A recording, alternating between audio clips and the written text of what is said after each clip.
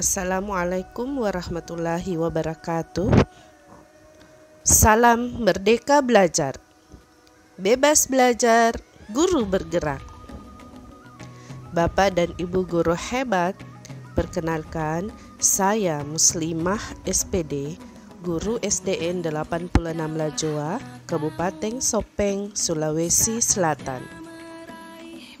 Setelah mengikuti pelatihan mandiri Merdeka Mengajar, saya melaksanakan aksi nyata pada topik yang pertama, yaitu Merdeka Belajar. Nah, pada kesempatan kali ini, saya ingin berbagi pengalaman menyebarkan pemahaman tentang Merdeka Belajar. Bapak, Ibu guru hebat, setelah mempelajari topik Merdeka Belajar, diharapkan kita memahami gagasan dan prinsip pendidikan berdasarkan Ki Hajar Dewantara. Juga diharapkan memahami untuk memfasilitasi murid agar tumbuh sesuai kodratnya. Kemudian penerapan pembelajaran yang memerdekakan murid. Bapak, Ibu guru hebat, pada topik pertama kita mempelajari 5 modul. Yang pertama, mengenali dan memahami diri sebagai peserta didik. Yang kedua, mendidik dan mengajar. Yang ketiga, mendampingi murid dengan utuh dan menyeluruh. Yang keempat, mendidik dan melatih kecerdasan budi pekerti. Dan yang kelima adalah pendidikan yang mengantarkan keselamatan dan kebahagiaan. Bapak, Ibu guru hebat, pada modul pertama, mengenal dan memahami diri sebagai pendidik, yang harus kita lakukan adalah pertama, memahami dan menghayati diri sebagai manusia yang merdeka untuk terus belajar. Nah, sebelum memerdekakan murid, tentunya kita harus memerdekakan diri terlebih dahulu dengan cara merefleksi apa yang telah kita lakukan. Kemudian yang kedua, menyelaraskan peran guru yang relevan dengan konteks murid dan sama.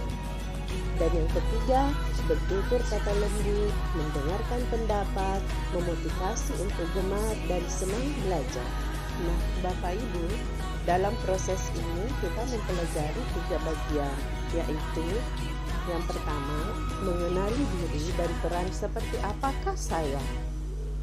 Nah, mari kita melihat apa yang telah disampaikan oleh Ki Hajar Dewantara, bahwa manusia merdeka yaitu hidupnya bersandar pada kekuatan sendiri, baik lahir maupun batin, tidak tergantung pada orang lain. Untuk mengenali karakteristik murid dan kebutuhannya, kita harus lebih dulu mengenali dan memahami kekuatan dan kelemahan kita sebagai pendidik. Belajar secara mandiri untuk terus mengembangkan potensi, menghantarkan murid kita menjadi murid yang merdeka. Nah, yang kedua adalah apa peran saya sebagai guru? Menurut Ki Hajar Dewantara, anak-anak hidup dan tumbuh sesuai kodratnya sendiri. Pendidikan hanya dapat merawat dan menuntun tumbuhnya kodrat itu. Peran guru sebagai penuntun, fasilitator, motivator, sekaligus penggerak ke arah transformasi pendidikan yang berpihak pada murid. Peran guru sangatlah penting dalam pembentukan karakter dan pengembangan kompetensi murid sesuai dengan kodratnya. Dan yang ketiga adalah ingin menjadi guru seperti apakah saya. Nah, kita sudah tentu sangat memahami suatu konsep Bapak Pendidikan Nasional, yakni Ki Hajar Dewantara. Konsepnya itu momong, among, dan ngemong. Intinya kasih sayang, yang kemudian dikembangkan menjadi 3 prinsip kepemimpinan, yakni Ingarso sung tulodo, di depan menjadi teladan, Ingma dia mangun karso, di tengah memberi bimbingan, tuturi handayani, di belakang memberi dorongan. Guru yang maju memiliki peta konsep dan rancang pikir yang jelas tentang gambaran dirinya yang ideal. Ketika kita memahami kekuatan dan kelemahan kita, maka kita tahu apa yang bisa dioptimalkan dari peran kita sebagai guru bagi murid-murid kita. Inilah hakikat guru yang mampu memerdekakan murid. Bapak Ibu, sekarang kita menuju ke modul 2, yaitu mendidik dan mengajar.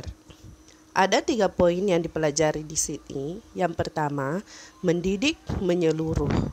Yang kedua, pendidikan selama 1 abad. Dan yang ketiga, menjadi manusia utuh. Bapak Ibu hebat, dalam mendidik dan mengajar, sistem pengajaran zaman kolonial harus dirubah. Misalnya, meminta murid berdiri di depan kelas saat lalai mengerjakan tugas. Kemudian murid duduk tapi menghadap ke depan dengan kelas yang hening. Melakukan perankingan berdasarkan nilai pengetahuan. Menyeragamkan pembuatan tugas ataupun memukul murid karena tidak mengerjakan tugas. Pendidikan menurut Ki Hajar Dewantara, yakni menuntun segala kodrat yang ada pada murid agar mencapai kebahagiaan dan keselamatan sebagai manusia ataupun anggota masyarakat. Sedangkan mengajar menurut Ki Hajar Dewantara, proses pendidikan dalam memberi ilmu untuk kecakapan hidup anak secara lahir dan batin. Dan pada modul ketiga, mendampingi murid dengan utuh dan menyeluruh. Ada 2 cakupan materi. Yang pertama, kodrat murid. Yang kedua, asas trikon. Nah, kita bahas dulu tentang kodrat murid. Yang dimaksud di sini, segala perubahan yang terjadi pada murid dihubungkan dengan segala kodrat keadaan, kodrat alam, dan kodrat zaman. Pada asas trikon terbagi 3.